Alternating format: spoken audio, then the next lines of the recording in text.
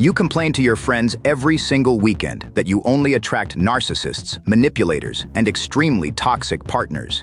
You cry about having terrible luck.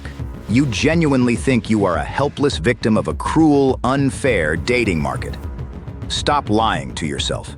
Delete that pathetic victim mentality right now.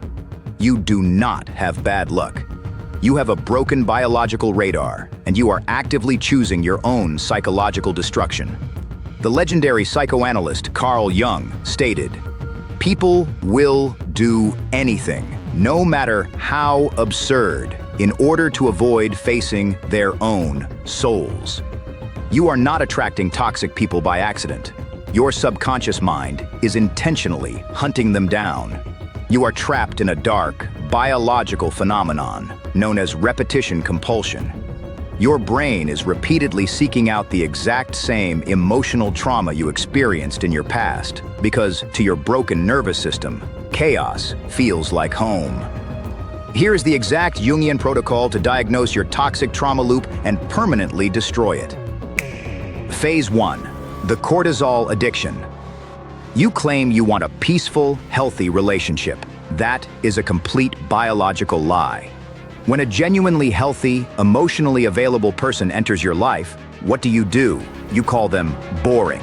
You complain that there is no spark.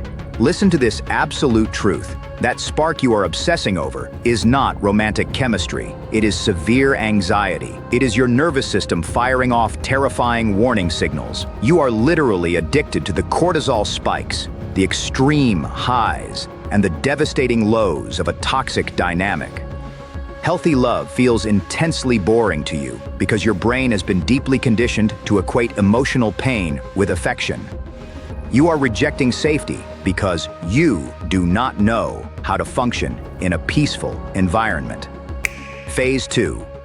The savior delusion. The exact moment you spot a broken, toxic, emotionally unavailable person, your ego immediately kicks in.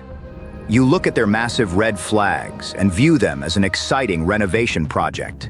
You arrogantly convince yourself that your love, your extreme patience, and your unconditional support will magically heal them. Wake up. You are not a rehabilitation center for damaged adults. You are using their massive flaws as a convenient distraction from your own deep-rooted insecurities. As long as you are busy trying to fix a severely broken partner, you never have to look in the mirror and fix yourself. You do not love them. You love the feeling of being desperately needed by someone weaker than you. Phase 3. The mirror of the shadow. Carl Jung warned that whatever we fail to resolve within ourselves will constantly project outward into our reality. The manipulators you attract are simply holding up a dark, terrifying mirror to your own absolute lack of self-respect. They only treat you terribly because you mathematically tolerate it. A toxic person cannot survive in the presence of someone with ironclad boundaries. The brutal truth is that you are perfectly matched. Their relentless desire to control perfectly aligns with your terrifying fear of being abandoned. Phase 4. The Severance Protocol. How do you break the loop? You do the exact opposite of what your broken biology tells you to do. You force yourself to sit in the absolute boredom of a healthy dynamic. You completely stop chasing the chaotic butterflies and start prioritizing absolute peace. You raise your boundaries so aggressively high that toxic people physically cannot breathe in your presence.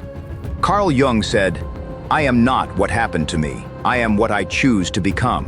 Stop choosing to be a victim to your own mind. Now, the execution. If you are going to keep crying about your toxic ex, scroll away right now. But if you are finally taking ruthless responsibility for your own mind, go to the comments. Type the exact phrase, "I broke the loop." Reclaim your psychological freedom. Let the weak stay chained to their past.